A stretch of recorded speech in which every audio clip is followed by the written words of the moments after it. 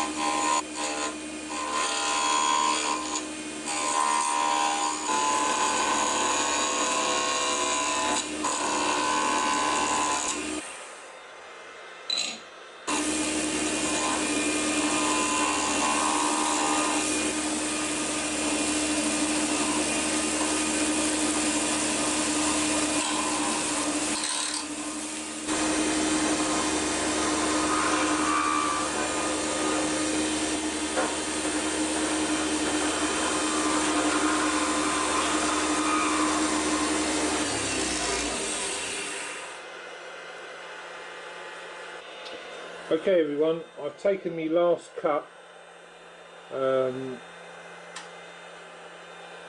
The clear is kind of not cutting as nice as the coloured stuff, but this was cast well, a few weeks ago, and this is obviously a few days old. I think it needs a fraction more curing time, but oh, it's not too bad. It's gonna grit up. It's gonna go through the grits all right. It's hard, but I just felt this was cutting nicer than this.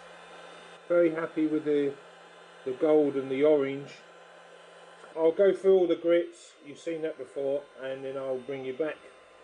I like coming back on the video at this point because this is where I use the wet and dry, and this is kind of the first time I see it with a bit of shine on there, so I like to share that moment with you. And it's gone through the grits up to 600 as usual, all very nice, beautiful and smooth.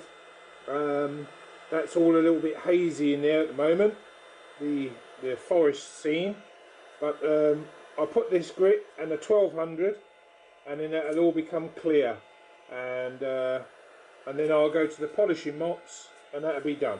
So here we go. Like I say, I really like this point because as soon as you put water on here, it shines. I love that moment. Feels smooth. Okay, let's stop that. Yeah, that old country scene now is poking through there. It's really nice, really good. I love these Rolesta pens. I'll come out a little bit wider. I've got to do something with my bushings that I'm using, because I actually left this feeling just a fraction slightly over the bushing, but on the pen itself it feels like it's slightly under, so I've worn those bushings down a bit, and so I need to maybe I can make some of those or buy a new set. Anyway, nice looking blank. This gold and orange has turned out fantastic. Really like that. What I like, if this was in wood, that area there, the resin seeps into the wood and creates a kind of frame around the bit of work in there. I suppose the quicker and easier way would be to turn this blank down and then put this decal on top of the blank, and then put a finish on top of that.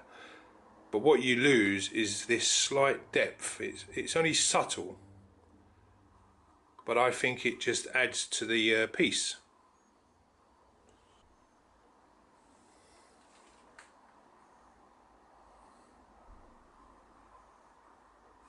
Hope you enjoyed this, everybody.